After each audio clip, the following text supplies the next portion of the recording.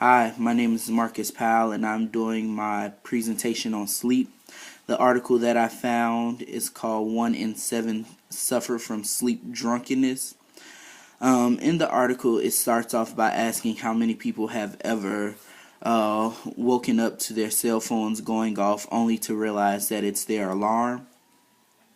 I felt like this was something that was interesting because I have experienced it, but it hasn't been as deep as some of the other participants in this survey have experienced it. But because it was something that I experienced it, I would like to know more about it. So I read on and got even more interested. But pretty much, sleep drunkenness is a disorder. It's called confusion arousal. And confusion arousal is when a person wakes up and remains in a confused state for a certain period of time before either going back to sleep or fully waking up. According to the National Institute of Health, these episodes typically happen during the REM sleep, which is the deeper sleep of a person sleeping.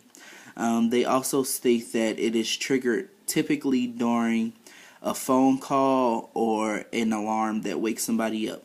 And it's typically scaring the person that wakes up, so it can be a little bad, but I'll get deeper into that in a few. But the study offered 19,000 adults the chance to fill out a survey about their sleeping habits, and they found that 15.2% of the participants experienced confusion arousal.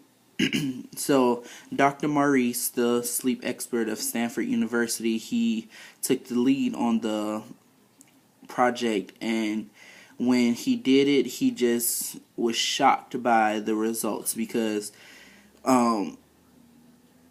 he went on deeper and had the participants that did participate in confusion arousal, and he found that one time or more a week they experienced it at home as well. But that's not necessarily the biggest problem that Dr. Maurice found in this situation. He wanted to let people know that it's important that if they do have the confusion arousal disorder, that they see a doctor. Because in the article it states as well that being a person that has confusion arousal, you can be violent when being woke up out of your sleep, which is not good for you or if somebody else is around you. And he said that it doesn't make it better, like if you are to wake up in a place that you have no idea where you're at. So he said to help prevent some of this, it's good for people to get more sleep. He stated that Americans don't get much sleep at all.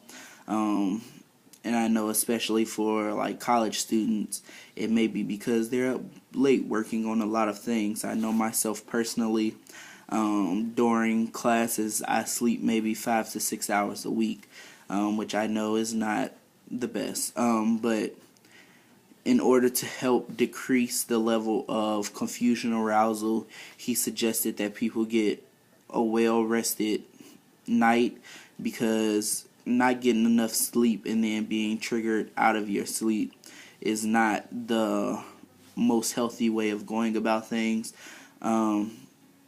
So those are just his suggestions. He really wants people to see doctors. I just thought that this was really interesting. The article just came out Monday in the Journal of Neurology, so if you're interested, check out more.